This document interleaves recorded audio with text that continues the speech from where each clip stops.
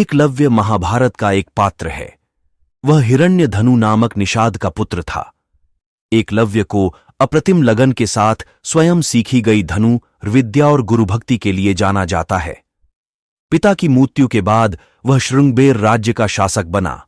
अमात्य परिषद की मंत्रणा से उसने न केवल अपने राज्य का संचालन करता है, बल्कि निषाद भीलों की एक सशक्त सेना और नौसेना गठित करके अपने राज्य की सीमाओं का विस्तार किया।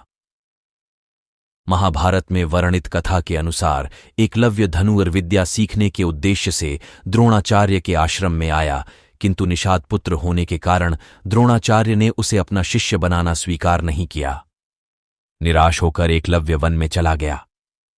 उसने द्रोणाचार्य की एक मूर्ति बनाई और उस मूर्ति को गुरु मानकर धनुर्विद्या का अभ्यास करने लगा।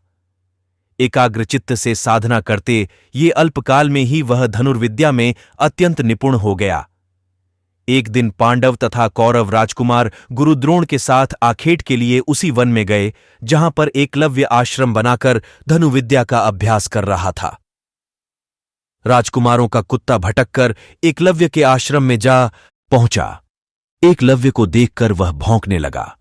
कुत्ते के भौंकने से एकलव्य की साधना में बाधा पड़ रही थी, अतः उसने अपने बाणों से कुत्ते का मुंह बंद कर दिया।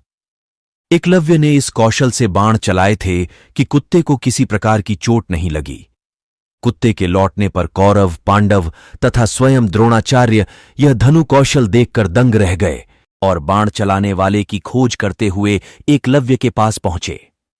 उन्हें यह जानकर और भी आश्चर्य हुआ कि द्रोणाचार्य को मानस गुरु मानकर एकलव्य ने स्वयं ही अभ्यास से यह विद्या प्राप्त की है। कथा के अनुसार एकलव्य ने गुरु दक्षिणा के रूप में अपना अंगूठा काटकर द्रोणाचार्य को दे दिया था। इसका एक सांकेतिक अर्थ यह भी हो सकता है कि एकलव्य को अति मेधावी जानकर द्रोणाचार्य ने उसे बिना अंगूठे के धनुष चलाने की विशेष विद्या का दान दिया हो। कहते हैं कि अंगूठा कट जाने के बाद एकलव्य ने तर्जनी और मध्यमा अंगुली का प्रयोग कर तीर चलाने लगा। यहीं से तीरंदाजी करने के आधुनिक तरीके का जन्म हुआ। निसंदेह यह बेहतर तरीका है और आजकल तीरंदाजी इसी तरह से होती है। वर्तमान काल में कोई भी व्यक्ति उस तरह से तीरंदाजी नहीं करता जैसा कि अर्जुन करता था।